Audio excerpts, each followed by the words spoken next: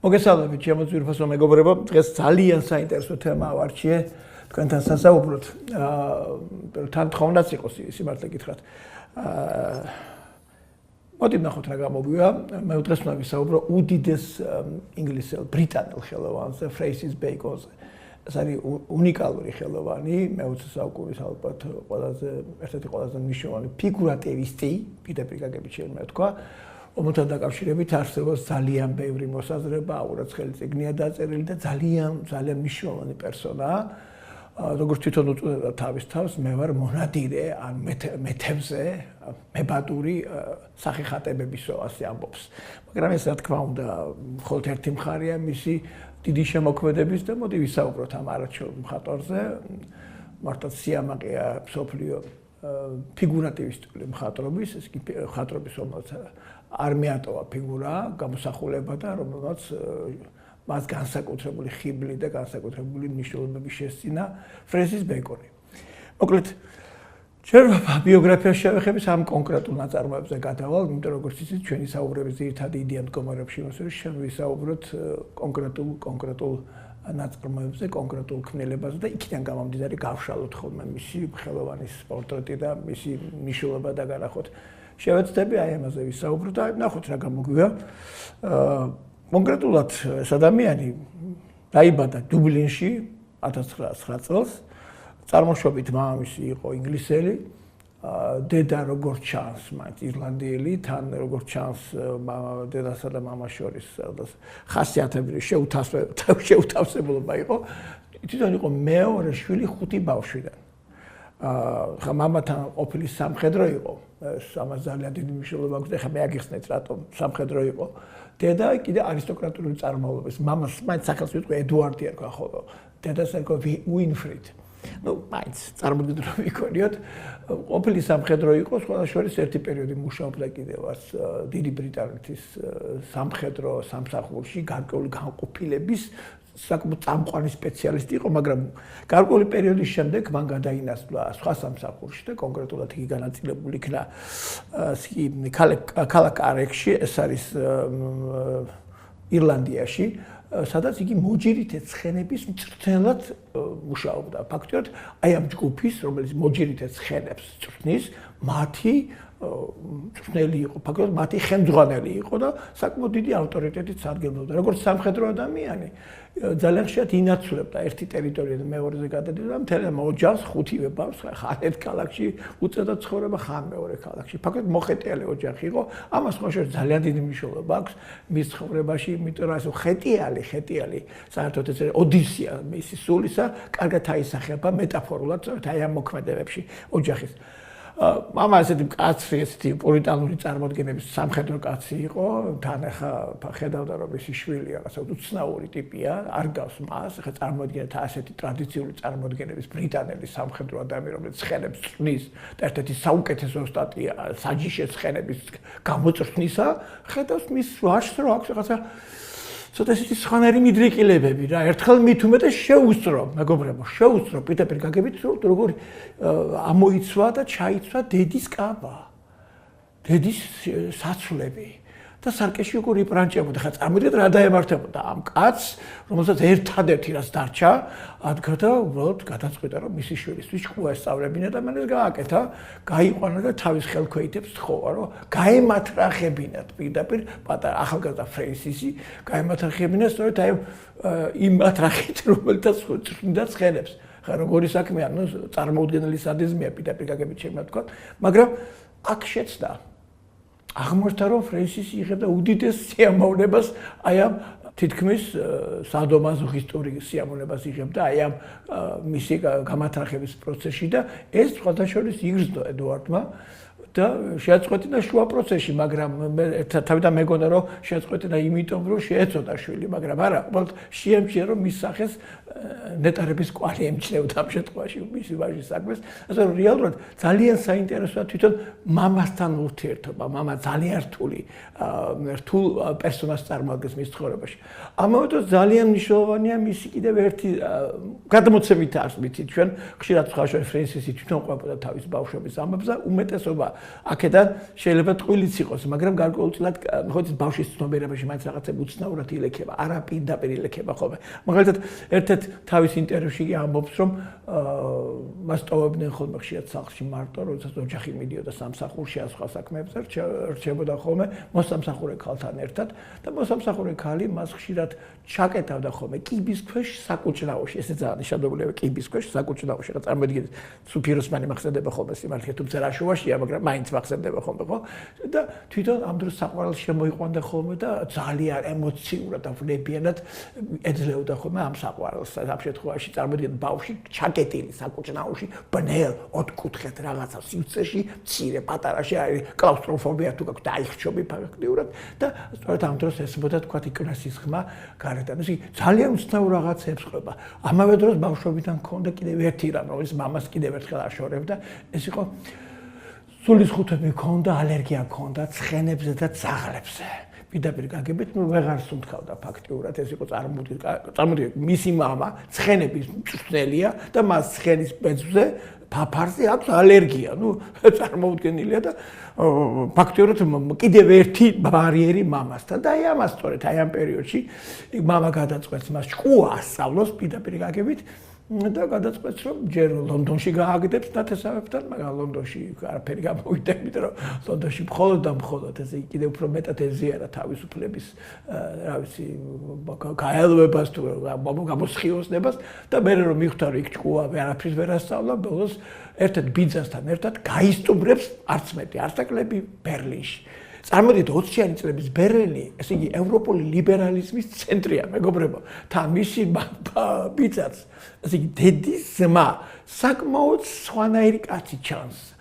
ახალგაზრდა ადამიანია და მასაც სწორედ ასე გარკვეული თავისუფალი მიდრეკილებები აქვს სექსთან მიმართებაში და აი ბერლინში ხო ეზიარა. მას არის დაახლოებით 23, 24, 25 წელი. ბერლინში კიდევ უფრო მეტად გაიფურჩქნა მისი თქვათ გრძნობათა და ვნებათა თქვათ მთელი ოკეანე გადაიშალა, პირდაპირ შეიძლება ითქვას და ამავე დროს ძალიან ბევრი რამ ნახა მხატვრობის თვალსაზრისით. ხედავს ერთ-ერთი თავშესაფარი და ნავთსაყუდელი სწორედ ეს არის მხატვრობა. თორე აი უყურებს საოცარ ქმნილებებს, მაგრამ ბერლინი არ აკმაყოფილებდა რა თქმა უნდა მთელი სურვილი, დიდი აიჟინით და აღტკინებით ახერხებს რომ პარიზში მარტო გაძრება პარიზში, ხა პარიზში დასწავლოს სპეციალურ ფრანგულს და აქ იხილავს მისთვის ყველაზე დიდ ხელოვანს, რომელიც ცოცხალთა შორის ალბათ ყველაზე დიდი იყო და არის კიდევაც და ასეც უნდა ჩავთვალოთ, ეს არის პაბლო პიკასოს ნამუშევრებს.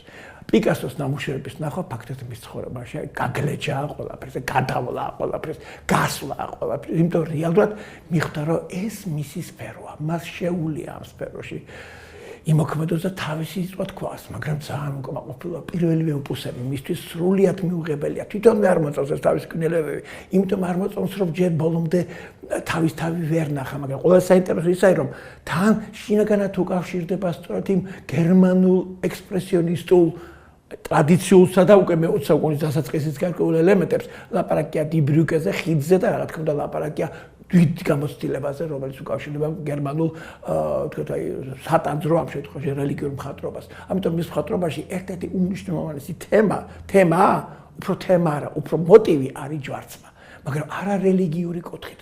სხვათა შორის, ამას მე დავუბრუნდები, განსაკუთრებით მნიშვნელოვანია მისი დაკვირვებები მათიუს გრუნევალდის ნამუშევრებზე.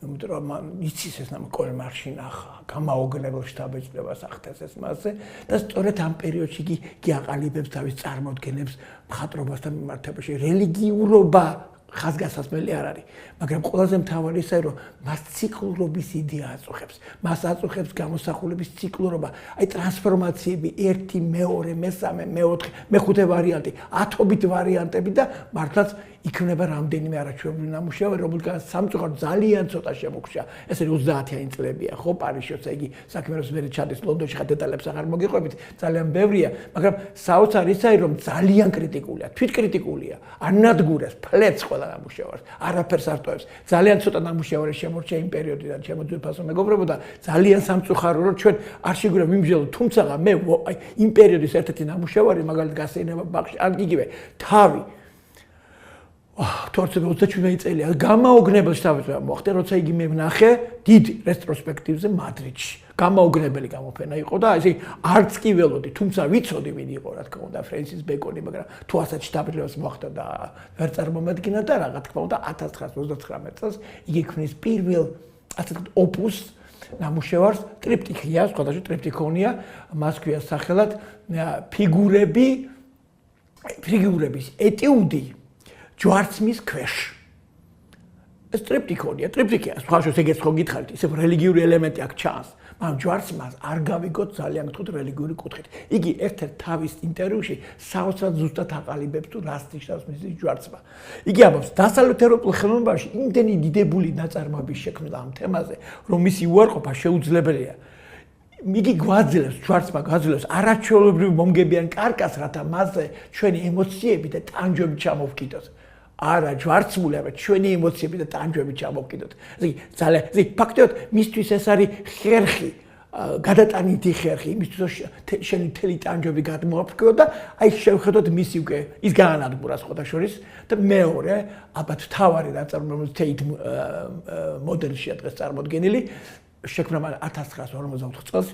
ჩემთვის უნიკალური ქნილება, მეგობრებო, და ძალიან მინდა რომ ამას ყურადღება მიაქციოთ. ეს არის ტრიპტიქონია, სწორედ ასეთი სახელით, ესე იგი ფიგურების ეტიუდი ჯვარცმის ქვეშ 1944 წელი. ეს უნიკალური ქნილება და კიდე კაი არსებობს, კიდე კაი არ გაანადგურა. ჩვენ ახლა უნდა შევხედოთ ამას ბიოგრაფიულ ჭრილშიც, იმიტომ ძალიან ბევრ რამეს გვაძლევს, მეგობრებო, ძალიან ბევრ რამეს გვაძლევს. ეს არის ტრიპტიქი, ახლა თუ შევხედოთ, აი ესე პირდაპირ თუ შევხედოთ, შევხედოთ, ხელმარჯვნივ არის мама, დიახ, მისი мама, ხელმარცხნივ მისი დედა, შუაში თვითონ. დიახ, ეს თითქმის ჯვარცმა მისი სულისა, მისი მარტოობისა, მისი ვნებისა, მისი ტანჯვისა, მისი აუხსნელი და უმორჩილებები, რა ვიცი, გზნებებისა, ხო?